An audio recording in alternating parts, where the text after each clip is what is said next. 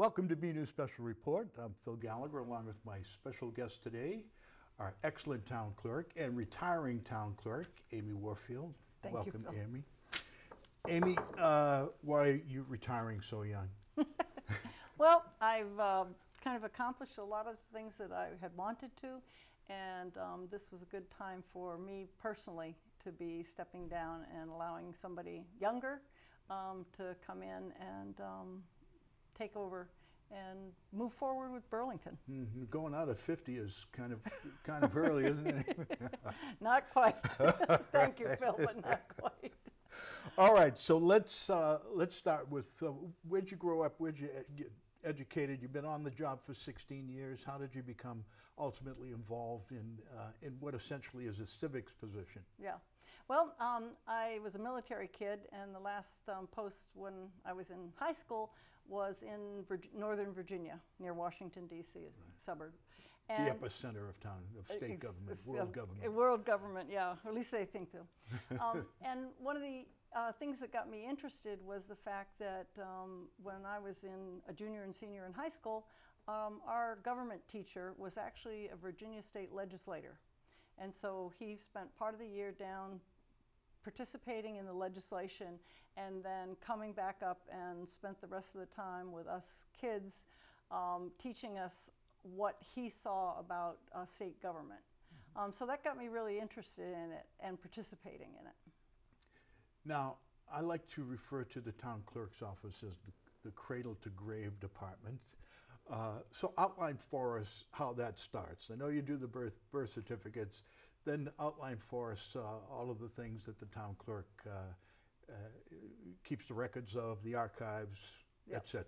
Yeah, I mean, basically the simplest part probably in some ways, although sometimes the biggest volume, is all of our vital records: births, deaths, marriages, dog licensing, business licensing, and then it also goes into things like building permits. Anything that the planning board approves ends up going through my office to be certified as finishing an appeal period or whatever. And then those are documents that people take to the state and bring back to building and kind of finishes the loop. The other thing is that also we deal with all of the records from town. So all the meeting minutes, all of those records, anything that pertains to the business of the town, end up going through my office and are either stored in the archives or we have to manage how they're stored. Different things have different specifications for whether it's a permanent record, whether it has a certain length of time and life, and so we have to handle all of that type of stuff as well. Okay, let's talk just about, the archivist is one of the departments that's under your direction. Right. What is the condition of the archives at this point? I know the town hall burnt down in 1904. Yeah, okay. So we lost a lot of vital records there. Yeah. The vault is at Town Hall. What about digitization? How are we keeping the historical record of Burlington? Right. Well, basically, yeah, anything after 1904, most of that has been digitized. The previous clerk, Jane Chu, started that whole process over 20 years ago. So we first put it onto things like microfilm and microfiche. And now most of those vendors also, even if we have it on microfilm or microfiche, will make for us a digital copy. Mm-hmm. So that is controlled on CDs or whatever media. And that's one of the jobs of the archivist, is to make sure that all that stuff keeps getting refreshed, that we can always go back into it. We've had a couple times when, with the technology operating systems changing, we've had to go back and have new discs made that will actually now be able to be read under new machines. Mm-hmm. So it's kind of a process where you have to keep, it's not just holding on to what you have, but you have digitally, you have to keep up to date on different Refreshing things. It, yeah. Sure. Yeah. Now,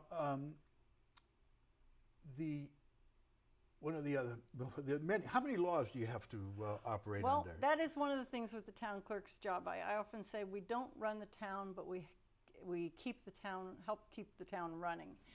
Currently, there are about 400 different Mass General laws that a clerk has to be at least aware of, know where to find them. So it becomes a little bit like a librarian in terms of where do I find this information? How does this apply to this particular instance?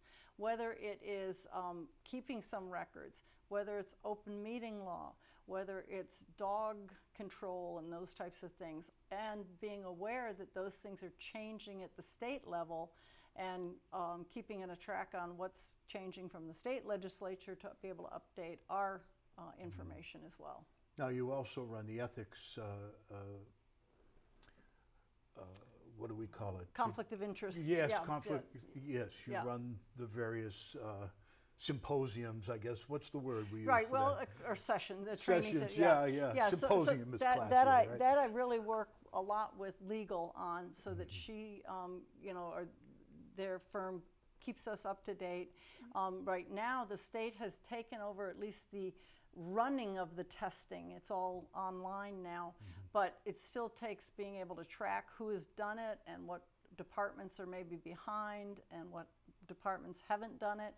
And so there's a lot of that just, again, keeping us up to date to make sure that if an inquiry comes in and somebody wants to know which departments have done ethics or is this an ethics violation, that we kind of can loop back around and find that information and put that, that interest or that concern, whether put it to rest or send it to the next stage where it might be handled. Now, elections are another. Well, let's talk about the census first before we get to elections. How vital is the census? I think it comes out every 2 years in town, right? No, every year.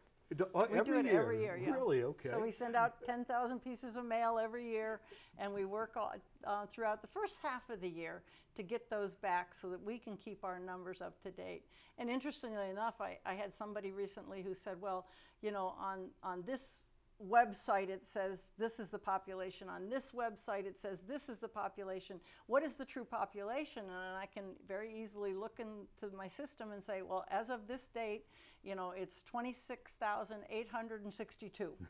And the person was very surprised that I could find that, and I said, well, that's because we do a yearly census.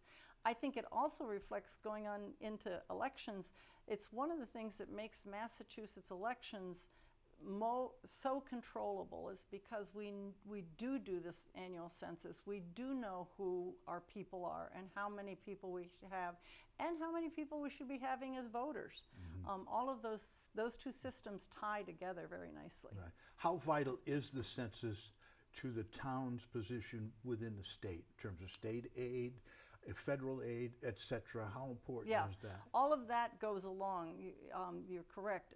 So when the state is looking at state aid and population, they use those numbers as the starting point to compare us to other towns, or also to say how much money we should be getting in terms of all of the federal funding that may be out there. Now let's go to elections.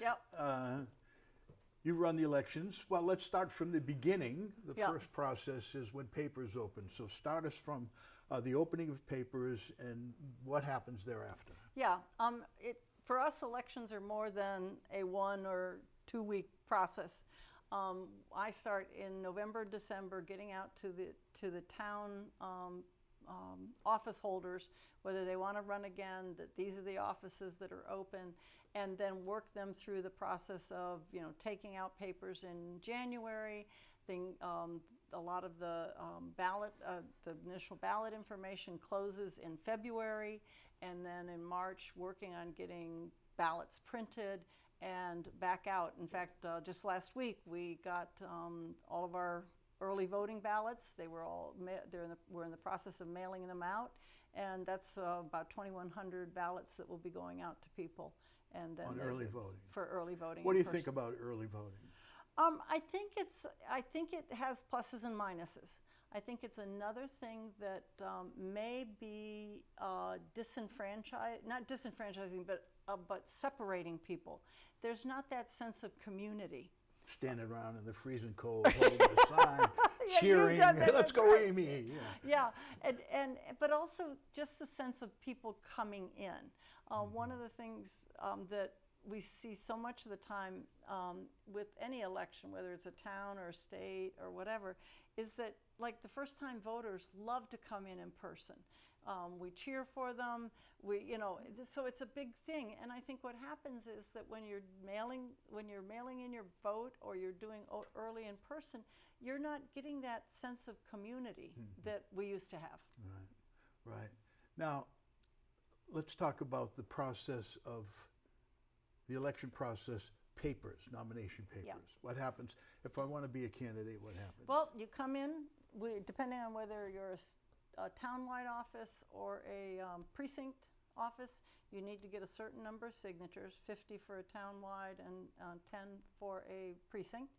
And you've got to go get people that qualify. Basically, they're either a voter in Burlington or they're a voter in your precinct, get them to sign your papers. And then those get brought back in and we have to certify them.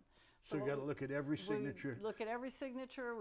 So it's 2,000, 2,500 signatures you got to look at. Yeah. And try to read your... What fun. I've been thinking about getting a stamp, like Joe Biden, get an auto pen, But interestingly enough, I mean, again, that's a sense of kind of, okay, so people have to come in, get their papers. It gives us a chance to meet who they are. It also gives them a chance to kind of connect and make sure, like, what are you running for? Do you have any questions? Several people I've the state has a nice little book about town meeting. So, because a lot of, if you grew up outside of New England, you may not understand what town meeting is all about. Idea. Right. And the fact, too, that we have representative town meeting versus open town meeting. We get people from time to time will say, well, my parents live in this town and they just all show up. Why do I have to take out papers? So some of those differences and nuances. Right. Now, if we get to the election, what does it take to set up the entire process of before early voting? Yeah. Then let's talk about when people actually get to the polls. You do the wardens, etc. Yeah. So What's we that have whole process? election workers who are paid in Burlington. And basically identifying people who want to be kind of in charge of the whole precinct, and then people who are clerks, we call them, that help out the warden that is running. Now, do you appoint the warden? Actually, the select board does. So every year in the summer, I bring forward the list of who's going to be potential workers, and then work through that list after the select board have approved them. Now, in some towns too, I try to get input from the town committees, but a lot of times they're not quite sure, what I'm looking for or who I'm looking for. So a lot of it is word of mouth, somebody who has worked before and likes working and wants to come in. So early voting, we basically we're going to set up again in town hall for the town election. And we have to set up booths. We set up with we now use a iPad system for being able to check people in and out. That's up in the main meeting room. That's now, the main hearing room, yeah. And then you fill out a ballot, you put it in an envelope, and we have a ballot box for you to put it in. Those ballots are all then taken and checked back into the system, so we know who checked in person, whose ballot we have, and then they're held until the day of the election, and they can be processed at the polls. Now, with presidential elections and larger elections, we can also do something called advanced processing, which allows us in a controlled environment to be able to open up the envelopes, separate the envelope, check them in again, separate the envelope from the ballot, and run them through a high-speed processor so that we can get some of that done ahead of time. The interesting thing too, though, with early voting is that the trend has not been to increase, it doesn't increase voter participation. Which was always thought that it might. Might, yeah. And so that's one of the disappointments I have with early voting is that we do a lot of, it's a lot of expense to the town. We send out, we have to bring them back in, process them, so we handle every ballot twice, basically, before it's processed. And it's just, it's a lot of time and effort on a part, but it's helpful for people who might be out of town. For no result, but we always had absentee ballots. We always had absentee ballots, and even we had overseas absentee ballots. Right. So, From military, et cetera, right? yeah, or a student that is semester abroad, that kind of stuff. Anybody who is currently living outside, not just traveling on a trip, but currently living outside of outside of Massachusetts, can get a vote by mail ballot. If the overall goal was greater voter participation, and we're not getting that in any measurable sense, does it make sense for the town to continue that type of an expense instead of just going back to the old system where you have to show up to vote? Well, the problem is, for me, is that it's something for anything that's a state election. It's legislative. We had to do it. Mm-hmm. So for town elections, one of the biggest problems with voter confidence is when the process is changed from election to election. It just causes confusion. Mm-hmm. So my attitude is that we stick with the same format, so that since we have to do it for a state or a presidential election, we do it for the town. Everybody builds that confidence. Right. If it ain't broke, don't fix it. Right, exactly. Okay. So, again, it is work, but I think that's one of the things that we just have to do. Let's roll into on-site voting. Yeah. What are some of the particular things that pop up on site? On day? What are some of the rules you have to follow? Well, one of the biggest ones for candidates is reminding them that they need to be outside my 150 marker, which is state law. It's not just Amy's law. So they can't be carrying their vote for Phil sign into the the polls, right? Right, and mainly why that was set up was just because of to eliminate any perception of voter intimidation. Sure. I couldn't get into the polls because I told them I wasn't going to vote for them, all of that. So, it's one of those things that has come about, and in Burlington, again, we've never really had a problem with it, but, in bigger cities where, again, I think people are less community-minded, that was a situation. The other thing is that one thing that I love is for a town election is we do a student vote, which allows the kids to vote on a ballot that has the same town-wide people on it that the parents do. And this year we'll even have a question for them to answer, so they'll have something that is special for them. Mm-hmm. And then it's interesting because in the past all the demographic or the tracking that I've done, pretty much their votes kind of track in the same percentages as the adult. Because they listen to the parents. I guess so, or maybe the parents listen to the kids. Yeah, that could be too. They could be more informed. Yeah. Who knows? Yeah. So and then the day of is just working through the day. Yeah. And well, tell us about the mechanics of setting up what looks to be, 30 people who are involved, and who does. You're responsible for all of that. Yeah, or overseeing it. I mean, they actually run their precincts. You don't carry the tables. Yeah. Well, fortunately, we have a wonderful, custodial crew. They help with setting up all of that, and then it's just a matter of getting the tabulating machines there and set up. That also ahead of time is another thing we do is we test all the tabulators. They're run with blind tests so that we can see that they're tracking correctly. So not changing no votes. No changing votes, no pre-program of numbers or anything in there. Do we have Dominion machines? Yes, we do. Uh-oh. No, they've been, and one of the pieces is they have been a very reliable machine for us. We've had a Dominion form of machine for almost 25 years. Mm-hmm. Now, are good. A common lament from the voter is that, one vote doesn't make a difference, but you've had a number of recounts and very close races in your 16 years, yeah, right? Yeah. Tell us about those. Well, and the whole thing is that, again, it's if a lot of people say to me, well, I vote in the important elections. and I like to say back to them, well, which ones are the important ones? The ones where you're one of 14,000 people, or the ones where you're one of 2,500 people? Right. And that, yes, 1 or 2 votes can make a difference. Right. The nice thing about the tabulators is they're very accurate. Even with a hand count recount, we have never had it change an outcome. There are always, the machine read a little stray mark and that kind of stuff. But once you get to hand counting the ballots, the machines are about a 0.01% accurate. Now, in the recount process, if a machine kicks out a ballot, for instance, where they missed the circle, who adjudicates those?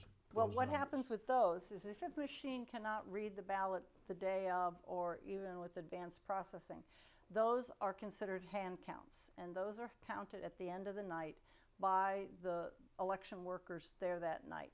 So before we can even take everything back to the office and lock it all up, those are counted by 2 people that work in the precinct. And again, those are separated. They're kept as hand counts, and so that during a recount, if there's any question on them, those can be looked at as well as any other ballot, and they can be identified that, oh, the machine couldn't read it, and this is how the people read it. And again, during the recount process, those can be challenged. Mm-hmm. Now, in the recount process, who's there, who's witnessing, who are the people you allow into the recount process? Well, the recount itself is run by the Board of Registrars, and then what we usually get is either fellow clerks or election workers for the town if we need that many people. And they sit in teams of 2, and one person reads and the other one checks off. Every candidate who has called for a recount can then have an observer standing there. Both sides of both the sides, equation. yeah. So, and they can challenge, I don't think that that's what that vote was supposed to be. And then at that point, it gets taken back to the Board of Registrars and reviewed, and a determination is made. They're kind of the judicial branch at that point for the election. And then if it continues to be challenged, it could be challenged and taken to court if somebody really felt that the reading was wrong, totally wrong, and it was going to affect. No, you only had one, I think, that was really close. I think Jim Harrison, James. Was it Harrison? No, that was predated predated Yeah. me, but there was one with that was like 4 votes difference, and it ended up being 2 votes difference in the very end. But the same outcome. The same outcome. Yeah, and I'm trying to think of Dean French way back in. Oh, there. Yeah, way back, I think in 1972. You I think. are more experienced than I. A lot older than you too, Amy. I think Dean French lost that election by 1 vote. I think that's been the closest in the last. And I know that years. way back too, we years. even had a tie at one point. I've never researched what the outcome of the tie was, but we had a tie vote. A revote. No Yeah. kidding. I can't remember that one, but of course I can't remember what I had for breakfast either. Okay, so the next major responsibility for you is town meeting. What's involved in that process? Well, that's another process of, because we're about a month after election, making sure that all the seats are filled for town meeting, so that if we have a couple open seats, either people didn't rerun or because of people moving out, we had like a 1-year term or something, and we didn't get any write-ins. So filling those seats and making sure that's all, so getting that lined up. And then also just making sure that, town meeting members have gotten their materials, their warrants, all their backup, putting together I instituted putting together information meetings as well as a boot camp for new town meeting members to just let them know what their job is. And then getting all of the day of, getting all the other pieces and parts there. We now have an ADA compliance capability. Right. So, if someone qualifies under ADA, we can make sure that they have a way of participating in town meeting. And then just the general running of checking people in and handling the, I also do, because of my computer background, came in with doing PowerPoint, to have a PowerPoint running so that people can track what they're doing. Sometimes it's a little back and forth when, are we on the amendment? Are we on the warrant? What are we doing? What are we voting? Well, so, as a former moderator, I could say it, without question, it's always nice to have a sidekick who knows exactly what they're doing. Well, thank you, Phil. So you're recording the votes? Yeah, we're you're recording submitting the all votes, that, sitting all that, taking all that, all of, recording the roll calls? yeah, et cetera? and anything that is a zoning bylaw or general bylaw has to go in a report to the Attorney General. Those- Submitted by the town clerk. Right, and those things are not approved until the Attorney General finally approves them. So, Okay. Now, just as an overview, your opinion, you have a long tenure here. Is this the weakest field you've ever seen in Burlington's election process? I mean, one major board being contested. well, we've kind of had a trend of that lately. Last year, it was school and select board, but yeah, I mean, I think that the general sense is it can be one of two things, and I'm not quite sure it is, of what it is.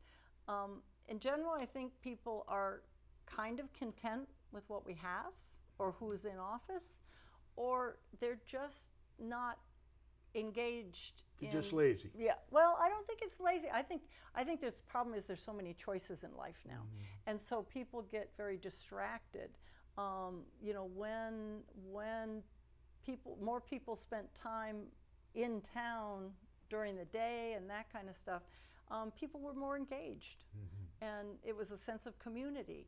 And so, you know, running for something was, well, I think I can maybe help out with that. I mean, we had a hard enough time even just getting volunteers to run on boards and committees too, to do the legwork up to.